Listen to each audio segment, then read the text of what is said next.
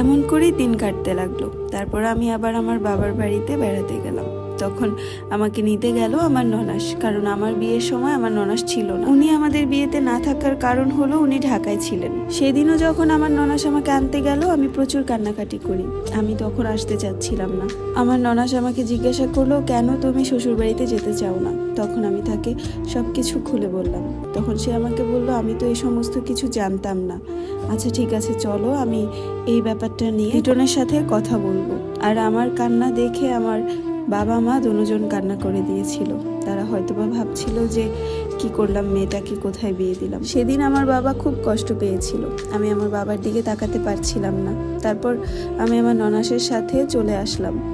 রাস্তা দিয়ে আসার সময় অনেক কান্না করছিলাম। আমাদের বাড়ির লোকজন জিজ্ঞাসা করছিল যে কণিকা কান্না করছে কেন। তখন আমার ননাস বলল যে এমনিতেই বাবার বাড়ি থেকে ফিরছে তাই কান্না করছে। বাড়িতে যাওয়ার পর আমার শাশুড়ি আমার চোখ মুখ খোলা দেখে জিজ্ঞাসা করলো কি হয়েছে। তখন আমার ননাস বলল যে এরকম এরকম লিটন ওর সাথে বাজে ব্যবহার করে। তারপর আমার শাশুড়ি কিছুই বলেনি, আর আমার ননাস তার স্বামীর সাথে এই ব্যাপারটা শেয়ার করলো, মানে দুলাভাইয়ের সাথে। তারপর দুলাভাই লিটনকে কিছু বকাবকি করলো। আর দুলাভাই বকে দেওয়ার পর কিছুদিন সে আমার সাথে ভালোভাবে কথা বলে।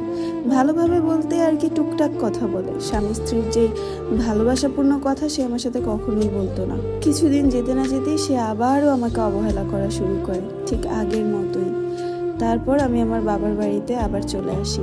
আর তখন আমার শাশুড়ি আমাকে নিতে আসেন, আর আমি তখনও যেতে চাই না তাদের বাড়িতে। আমার যেতে না চাওয়ার কারণ হচ্ছে, যার বউ হয়ে আমি সেই বাড়িতে থাকবো, সেই মানুষটাই যদি আমার সাথে কথা না বলে, সেই বাড়িতে আমার কিসের অধিকার নিয়ে আমি সেই বাড়িতে থাকবো।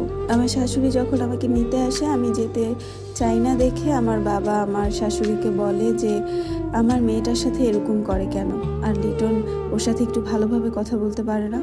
তখন আমার শাশুড়ি বলে যে দোকানদার মানুষ অনেক ব্যস্ত থাকে, আর ব্যস্ততার কারণে ও বেশি কথা বলতে পারে না, অথচ সে শুধু আমার সাথেই কথা না বলে থাকে। তার ভাবি, তার ভাই, তার মা, তার ভাবির ছেলে মেয়ে সবার সাথে তার মুখ দিয়ে অফুরন্ত কথা বের হয়, শুধু আমার বেলায় তার ব্যস্ততা বেড়ে যায়। আমার বাবার আর আমার শাশুড়ির কথাবার্তা শেষ হওয়ার পর আমার শাশুড়ি আমাকে বলে, যাও যে রেডি হও। তখন আমি রেগে যেয়ে আমার শাশুড়িকে বললাম, কেন যাব আমি আপনার সাথে? আমার কি বিয়েটা আপনার সাথে হয়েছে? আপনার ছেলের সাথে হয়েছে।